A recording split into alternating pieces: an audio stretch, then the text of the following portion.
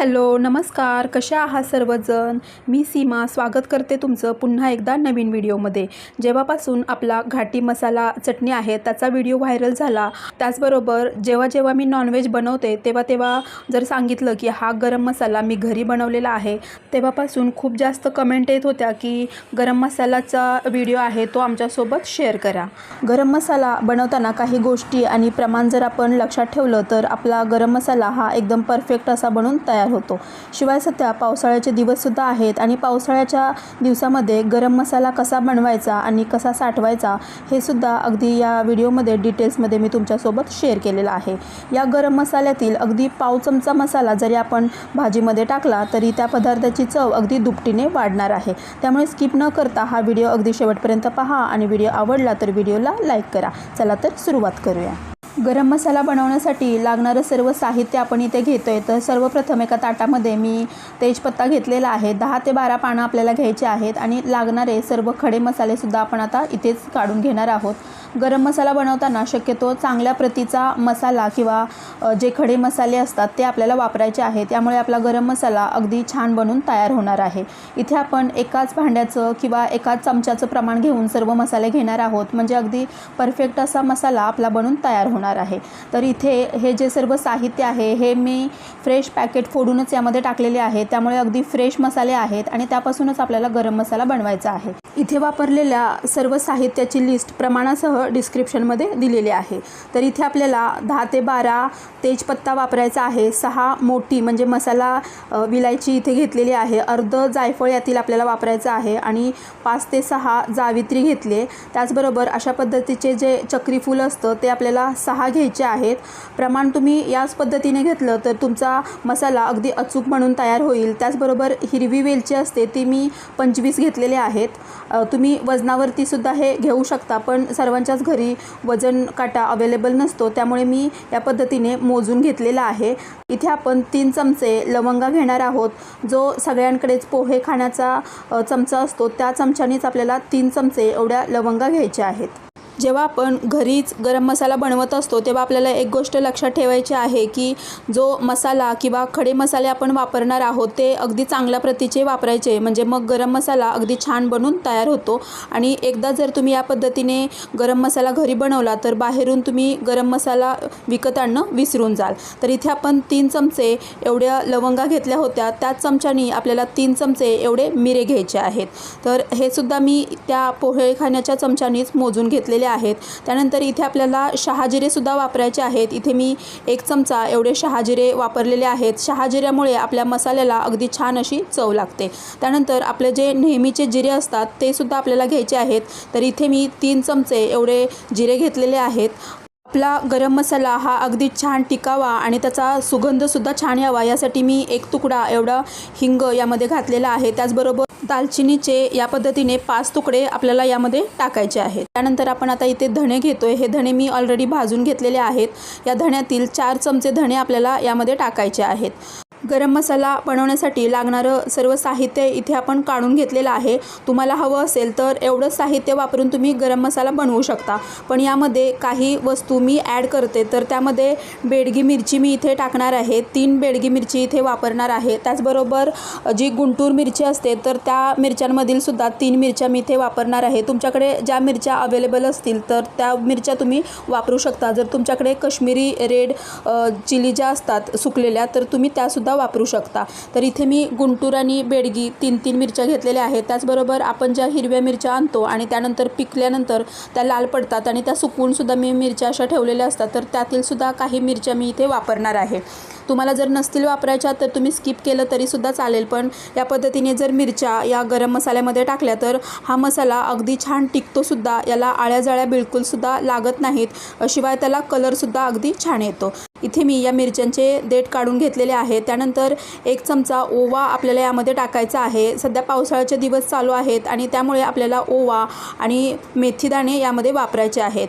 तर इथे मी 1 मोठा चमचा आहे तो अगदी पाऊण घेतलेला आहे। याऐवजी तुम्ही 1 चमचा मेथीदाणेसुद्धा वापरू शकता। त्यानंतर 2 चमचे एवढी बडीशेप यामध्ये मी वापरलेली आहे। या ताटातील घेतलेलं साहित्य आहे हे ऑप्शनल आहे, तुम्हाला जर स्किप करायचं असेल तर तुम्ही स्किपसुद्धा करू शकता, पण पावसाळ्यासाठी खास हे पदार्थ मी या गरम मसाल्यामध्ये वापरणार आहे। तर हे सर्व साहित्य आपलं काढून तयार आहे। जर तुम्ही घरगुती गरम मसाला बनवत असाल तर तुम्ही या पद्धतीने आधी सर्व साहित्य काढून घ्यायचं आहे आणि नंतरच गॅसवरती हे सर्व गरम करून घ्यायचं आहे, म्हणजे मग मसाले करपणार नाहीत आणि आपला गरम मसाला हा अगदी छान बनून तयार होणार आहे। तर एक एक करून आपल्याला हे सर्व साहित्य गॅसवरती ठेवलेल्या पॅनमध्ये टाकायचं आहे। हा मसाला बनवताना तुम्ही शहाजिरे हे नक्की वापरा, कारण शहाजिऱ्यामुळे आपल्या मसाल्याला अगदी रिच फ्लेवर येतो। इथे बाजूला तुम्हाला जो वुडनचा स्पाइस बॉक्स दिसत आहे तो मी गेल्या 5 वर्षापूर्वी घेतला होता आणि 5 वर्षापासून मी हा वापरते। उन्हाळा, पावसाळा, हिवाळा कोणत्याही ऋतूमध्ये हा अगदी तसाच्या तसा राहिलेला आहे। याला मेंटेन करणं खूप सोपं आहे। हा तुम्हाला जर घ्यायचा असेल, याची लिंक हवी असेल तर मला कमेंट करून सांगा, त्याची लिंक मी तुमच्यासोबत शेअर करेन। सध्या पावसाळासुद्धा आहे, त्यामुळे हे मसाले भाजून घेणं हे खूप महत्त्वाचं आहे। एरवी जर उन्हाळ्यात वगैरे तुम्ही हा गरम मसाला बनवणार असाल तर याला थोडंसं ऊन दिलं तरीसुद्धा चालणार आहे, पण या पावसाळ्यामध्ये हा गरम मसाला आपल्याला छान टिकवायचा सुद्धा आहे, त्यामुळे याला गरम करून घेणं खूप महत्त्वाचं आहे। गरम म्हणजे अगदीच करपू द्यायचं नाही, फक्त याला थोडंसं गरम करून घ्यायचं, म्हणजे याच्यातील जे मॉइश्चर असतं ते निघून जातं आणि आपला गरम मसाला हा अगदी छान टिकतो। आणि याला थोडंसं परतून घेतल्यामुळे या पदार्थाचा जो सुगंध असतो तो अजूनच वाढतो। तर इथे जे सर्व साहित्य आपण घेतलं होतं ते सर्व मी पॅनमध्ये टाकून घेतलेलं आहे। त्यानंतर इथे मिरच्या कैचीने मी बारीक कट करून घेते आहे। तुम्हाला जर याच्यातील बिया घ्यायच्या नसतील तर तुम्ही बिया काढून टाकू शकता। तर इथे हे सर्व मसाले ठेवल्यानंतर त्यामध्ये मी मिरच्यासुद्धा टाकलेल्या आहेत आणि त्यानंतर आपल्याला गॅस चालू करायचा आहे आणि अगदी मंद आचेवरती सतत हलवत हा गरम मसाला आपल्याला भाजून घ्यायचा आहे। जर मोठं भांडं घेतलं तर सर्व मसाले तुम्ही एकदम भाजू शकता, नाहीतर मग 2 ते 3 बॅचमध्ये हा मसाला भाजून घेतला तरीसुद्धा चालणार आहे। तर इथे तेजपत्ता हा थोडा मोठा होता, त्यामुळे मी याचे अजून बारीक तुकडे करून घेतलेले आहेत आणि हे सर्व आपण छान असं भाजून घ्यायचं आहे। मंद आचेवरती फक्त गरम होईपर्यंत हे मसाले आपल्याला भाजून घ्यायचे आहे। त्यानंतर लगेचच मी गॅस बंद केलेला आहे आणि गॅस बंद केल्यानंतरसुद्धा हे मसाले आपल्याला असेच सोडू द्यायचे नाहीत, थोडंसं याला परतून घ्यायचं आहे आणि थंड होण्यासाठी एखाद्या ताटामध्ये काढून घ्यायचं आहे।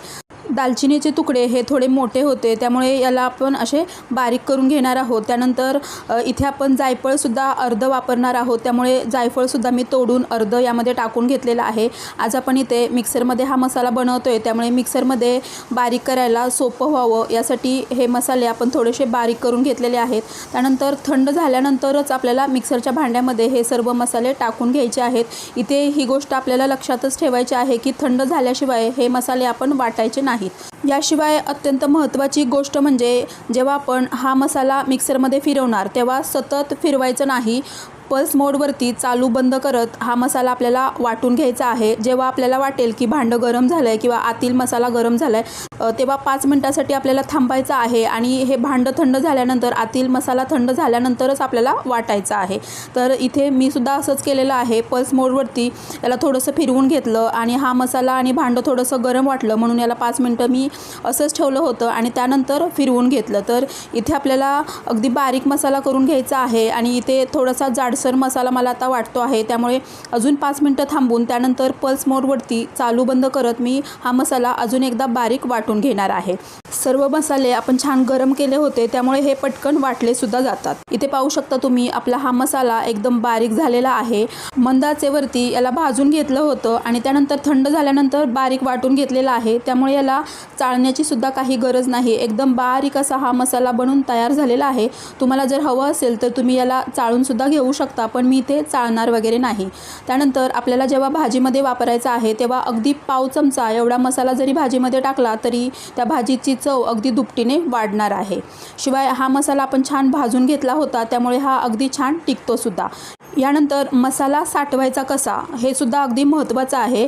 तर आपल्याला काचेच्या स्वच्छ केलेल्या आणि सुकवलेल्या बरणीमध्येच हा मसाला काढून ठेवायचा आहे आणि मसाला आपण बरणीमध्ये काढण्यापूर्वी तो अगदी छान थंड व्हायला हवा, त्यानंतरच बरणीमध्ये आपल्याला हा भरून ठेवायचा आहे। ही सुद्धा खूप महत्त्वाची गोष्ट आहे, कारण जर आपण गरम असताना हा मसाला बरणीमध्ये भरला आणि त्याला झाकण लावलं तर मग त्याला पाणी सुटू शकतो, यामुळे सुद्धा मसाला लवकर खराब होऊ शकतो। त्यामुळे मसाला साठवताना ही महत्त्वाची टीप आपल्याला लक्षात ठेवायची आहे की मसाला थंड झाल्यानंतरच हा आपल्याला काचेच्या बरणीमध्ये काढून ठेवायचा। याच वर्षी 2-3 महिन्यापूर्वी मी आमचा सातारा घाटी मसाला आहे त्याचा व्हिडिओ तुमच्यासोबत शेअर केला आणि त्याचबरोबर खूप साऱ्या ऑर्डर मला मिळाल्या आणि बऱ्याच जणांनी गरम मसाला किंवा गोडा मसाला, हळद यासाठी सुद्धा विचारलं। ऑर्डरसाठी मी जास्त प्रमाणात गरम मसाला, गोडा मसाला बनवला होता, पण ज्यांनी मला गरम मसाल्यासाठी कमेंट केल्या होत्या तर त्यांच्यासाठी जास्त प्रमाणातलं प्रमाण घेऊन व्हिडिओ बनवायला नको, त्यांच्यासाठी सोपं पडावं म्हणून अगदी कमी प्रमाणात प्रमाण घेऊन हा गरम मसाला अगदी डिटेल्समध्ये याचा व्हिडिओ मी तुमच्यासोबत शेअर केला, त्यामुळे तुम्हाला याचा फायदाच होईल। या पद्धतीने तुम्हीसुद्धा घरच्या घरी हा गरम मसाला नक्की बनवून पहा आणि माझे व्हिडिओ जर तुम्हाला आवडत असतील आणि अजून जर तुम्ही आपल्या चॅनलला सबस्क्राईब केलं नसेल तर सबस्क्राईब करून बेल आयकॉन नक्की प्रेस करा, त्यामुळे माझ्या इथून पुढे येणाऱ्या सर्व व्हिडिओचे नोटिफिकेशन सर्वात आधी तुमच्यापर्यंत पोहोचेल। व्हिडिओ शेवटपर्यंत पाहिल्याबद्दल तुम्हा सर्वांचे धन्यवाद। भेटूया पुढच्या व्हिडिओमध्ये, तोपर्यंत मस्त खा आणि स्वस्त रहा।